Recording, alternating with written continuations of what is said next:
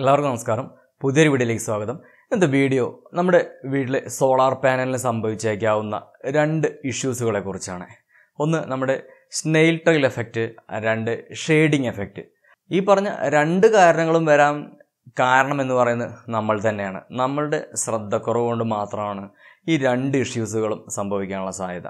Okay, അപ്പോൾ നമുക്ക് ഒന്നാമത്തെ ഈ ഒരു സ്നെയിൽ ട്രെയിൽ എഫക്റ്റ് എന്താണെന്ന് നോക്കാം. അപ്പോൾ നിങ്ങളിവിടെ നോക്കുക, ഇവിടെ നമുക്ക് കാണാം കുറേ ഒച്ചഴഞ്ഞു പോയ പോലെ കുറേ ലൈൻസുകൾ നമ്മുടെ പാനലിൽ വന്ന് നിങ്ങൾക്ക് ശ്രദ്ധിച്ചിട്ടുണ്ടായിരിക്കും ഇല്ലേ?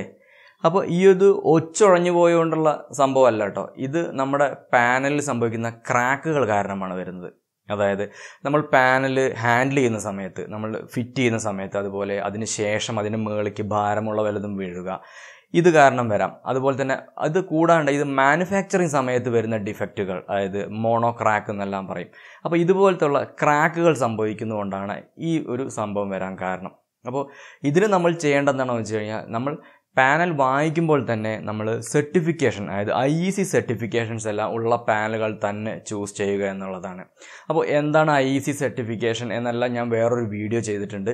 നിങ്ങൾ ആ വീഡിയോ കാണുമ്പോൾ നിങ്ങൾക്ക് കുറച്ച് ഡീറ്റെയിൽ ആയിട്ട് കാര്യങ്ങൾ മനസ്സിലാവും. നമ്മൾ എന്തെല്ലാം സർട്ടിഫിക്കേഷൻസ് കാര്യങ്ങൾ നമ്മൾ ശ്രദ്ധിക്കണം എന്നെല്ലാം ഞാൻ അതിൽ വളരെ വ്യക്തമായി തന്നെ പറഞ്ഞിട്ടുണ്ട്. നിങ്ങൾ ആ വീഡിയോ ഒന്ന് കാണുക. അതുപോലെ തന്നെ നിങ്ങൾ ഇപ്പോൾ ഈ കാണുന്ന ഇത് കണ്ടില്ലേ, ഒരു പാനൽ ഇടയ്ക്കുള്ള ഒരു പാനലിൽ വെച്ച് പാനലാകെ കേട് വന്നിരിക്കുകയാണ്. ഇതിൻ്റെ റീസൺ എന്ന് പറയുന്നത് ഈ പാനലിൽ വെള്ളം കയറിയിരിക്കുകയാണ്. ഇതിൻ്റെ സൈഡ് വഴി, പാനലിൻ്റെ സൈഡിലൂടെ വെള്ളം കയറി അല്ലെങ്കിൽ മോയ്സ്ചർ കണ്ടൻറ്റ് വന്ന് അങ്ങനെയാണ് ഈ പാനൽ നാശമായിരിക്കുന്നത്. അപ്പോൾ ഇതിനെല്ലാം റീസൺ എന്ന് പറയുന്നത് നമ്മുടെ ശ്രദ്ധക്കുറവാണ്. നമ്മളൊരു പാനൽ സെലക്ട് ചെയ്യുമ്പോൾ IEC സർട്ടിഫിക്കേഷൻസ് ഉള്ള പാനലുകൾ തന്നെ നോക്കി വാങ്ങിക്കണം. ഇപ്പോൾ നമ്മൾ സബ്സിഡി പ്രകാരം വാങ്ങുന്ന എല്ലാ പാനലുകൾക്കും മിനിമം കുറച്ച് സർട്ടിഫിക്കേഷൻസ് വേണം. അതിപ്പോൾ പാനലുകൾക്കും വേണം, അതുപോലെ തന്നെ ഇൻവെർട്ടറുകൾക്കും വേണം. അപ്പോൾ കേന്ദ്ര ഗവൺമെൻറ് വെബ്സൈറ്റിൽ തന്നെ അവർ പറയുന്നുണ്ട് ഏതെല്ലാം സർട്ടിഫിക്കേഷൻസ് മിനിമം റിക്വയർമെൻറ്റ് ഉണ്ട് എന്നുള്ളത്. അപ്പോൾ നിങ്ങൾ നോക്കുക, ഈ ഒരു സർട്ടിഫിക്കേഷൻസിൻ്റെ ലിസ്റ്റ് ഒന്ന് നോക്കുക.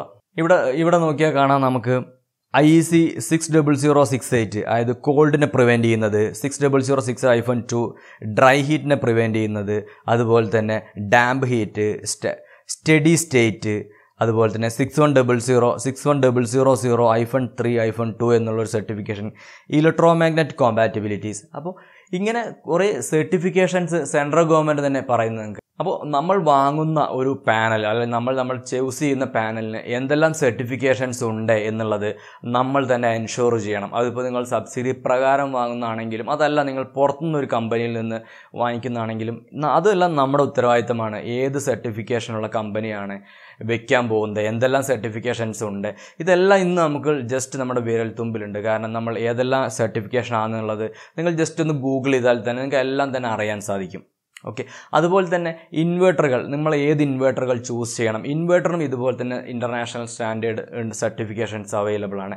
അതും ഈ ഒരു വെബ്സൈറ്റിൽ തന്നെ പറയുന്നുണ്ട് മിനിമം എന്തെല്ലാം സർട്ടിഫിക്കേഷൻസ് ഉണ്ട് എന്നുള്ളത്. നിങ്ങൾ നോക്കുക, ഇവിടെ ഇൻ്റർനാഷണൽ സ്റ്റാൻഡേർഡ് സർട്ടിഫിക്കേഷൻ പറയുന്നത്, അതായത് ഇവിടെ വോൾട്ടേജ് ഫ്ലക്ച്വേഷൻ സംഭവിക്കുമ്പോൾ അതിൽ നിന്ന് പ്രൊട്ടക്റ്റ് ചെയ്യുന്ന ഒരു ഇൻവെർട്ടർ ആയിരിക്കണം വെക്കേണ്ടത്. അതായത് ഒരു 3 സർട്ടിഫിക്കേഷൻ പറയുന്നുണ്ട്. അത് നമ്മൾ വെക്കുന്ന ഇൻവെർട്ടർ ഏതാണെന്നുള്ളത്, അതായത് നമ്മുടെ 16 ആംസ് ആണോ, 75 ആംസ് ആണോ, ലെസ് ദാൻ 75 ആംസ് ആണോ, ഇതിന് ഏത് സർട്ടിഫിക്കേഷൻസ് ആണ് വേണ്ടത് എന്നുള്ളത് ഇതിൽ തന്നെ പറയുന്നുണ്ട്.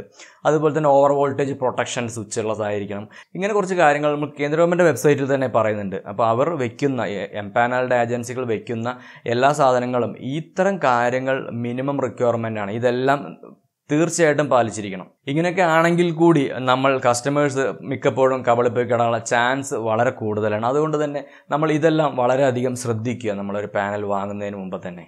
പിന്നെ നമ്മൾ ശ്രദ്ധിക്കേണ്ട കാര്യമാണ്, നമ്മൾ ലൈറ്റ്നിങ് അറസ്റ്റർ തീർച്ചയായിട്ടും വെച്ചിരിക്കണം. ഒരുപക്ഷെ KSEB സബ്സിഡി പ്രകാരം വരുന്നതിനൊന്നും ലൈറ്റ്നിങ് അറസ്റ്റർ ഉണ്ടായിക്കൊള്ളണമെന്നില്ല. അപ്പോൾ നമ്മൾ ലൈറ്റ്നിങ് അറസ്റ്റർ നമ്മൾ മസ്റ്റായിട്ട് നമ്മുടെ പാനലിന് വെക്കാൻ ശ്രദ്ധിക്കുക. അതുപോലെ തന്നെ പാനലിൻ്റെ ആംഗിൾ, ഇപ്പോൾ നിങ്ങൾ ഈ ഒരു ഇത് നോക്കുക, ഇപ്പോൾ നോക്കൂ, ഇവിടെ ഇത് കണക്ട് ചെയ്തിരിക്കുന്ന ഒരു സ്റ്റൈൽ നോക്കൂ. അതായത് ഒരു സ്ഥാപനത്തിൻ്റെ മുകളിൽ എങ്ങനെയാണ് അവരുടെ റൂഫ് ടോപ്പ് ഉള്ളത്, അതിൻ്റെ അതേപോലെ തന്നെ ഷീറ്റ് അങ്ങ് വെച്ച് പോയിരിക്കുകയാണ്. ഒരിക്കലും നമ്മൾ ഈ രീതിയിലൊന്നും പാനൽ ഫിറ്റ് ചെയ്യാൻ പാടില്ല. ഇതിപ്പോൾ നമ്മൾ പണ്ട് ഒരു ഇത് കേട്ടിട്ടുണ്ട്, ആനയെ വാങ്ങാൻ കാശുണ്ട് പക്ഷേ തോട്ടി വാങ്ങാൻ കാശില്ല എന്ന് പറഞ്ഞ പോലെ.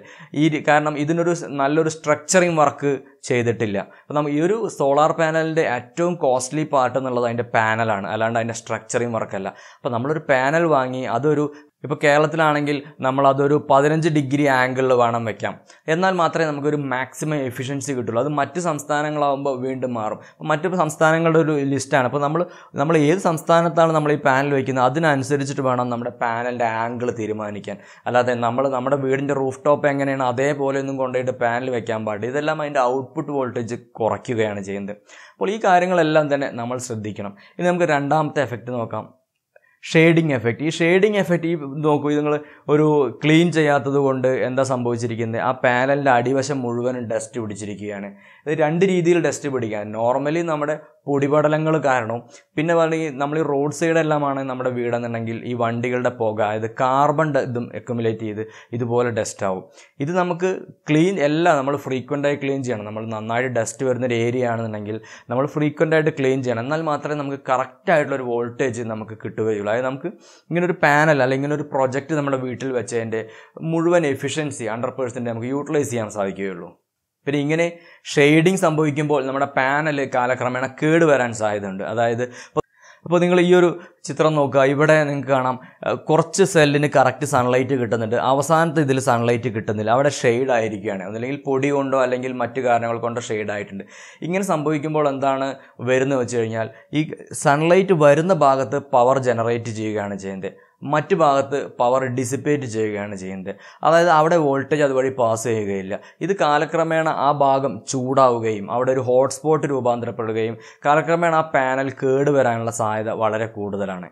അപ്പോൾ ഇതിപ്പോൾ പൊടി കാരണമാണ് ഇങ്ങനെ വരുന്നത്. ഇനി നമ്മൾ ഇപ്പം മരങ്ങളുടെയും മറ്റും ഷെയ്ഡുകൾ, അതുപോലെ തന്നെ നമ്മൾ പെയിൻ്റ് അടിക്കുമ്പോൾ പെയിൻറ്റ് ഇതിൻ്റെ മുകളിലായിട്ട് വീണ് പോവുക, അതുപോലെ തന്നെ ഈ പക്ഷികളുടെയും മറ്റും കാഷ്ടങ്ങൾ വീണ് അവിടെ ബ്ലോക്ക് ആവുക, ഇതെല്ലാം നമ്മുടെ ഷെയ്ഡിങ് എഫക്റ്റാണ്. അപ്പോൾ ഇതിനൊക്കെ സൊല്യൂഷൻ എന്ന് പറയുന്നത് നമ്മുടെ പ്രോപ്പർ മെയിൻ്റനൻസ് ആണ്. അതായത് നമ്മൾ ശ്രദ്ധയോടുകൂടി എല്ലാ കാര്യങ്ങളും ചെയ്താൽ മാത്രമേ നമുക്ക് നല്ലൊരു ഔട്ട്പുട്ട് കിട്ടുകയുള്ളൂ. അപ്പോൾ ഈ രണ്ട് ഇഷ്യൂസുകളും എന്തുകൊണ്ട് വരുന്നുവെന്ന് എല്ലാവർക്കും മനസ്സിലായെന്ന് വിചാരിക്കുന്നു. നമ്മൾ പാനൽ ചൂസ് ചെയ്യുമ്പോൾ ശ്രദ്ധിക്കുക, സർട്ടിഫൈഡ് പാനൽ തന്നെ നോക്കി വാങ്ങുക. അതിപ്പോൾ ഇൻവെർട്ടറിൻ്റെ കേസ് ആണെങ്കിൽ നമ്മൾ അത് തന്നെ നോക്കി വാങ്ങുക. പിന്നെ നമ്മൾ ഷെയ്ഡിങ് എഫക്റ്റ് വരാതിരിക്കാൻ വേണ്ടിയിട്ട് മാക്സിമം നമ്മളത് ക്ലീൻ ചെയ്ത് നിലനിർത്തുക. അപ്പോൾ വീഡിയോ നിങ്ങൾക്ക് ഉപകാരപ്രദമായി എന്ന് ഞാൻ വിശ്വസിക്കുന്നു. അപ്പോൾ വീഡിയോ ഇഷ്ടമായാൽ നിങ്ങളൊരു ലൈക്ക് അടിക്കാൻ മറന്നു പോകരുത്. അതുപോലെ തന്നെ നിങ്ങൾ ആദ്യമായാണ് എൻ്റെ വീഡിയോ കാണുന്നതെങ്കിൽ നിങ്ങളൊന്ന് സബ്സ്ക്രൈബ് ചെയ്ത് എന്നെ ഒന്ന് സപ്പോർട്ട് ചെയ്യണം. അപ്പോൾ നമുക്ക് വീണ്ടും അടുത്ത വീഡിയോയിൽ കാണാം. Thanks for watching.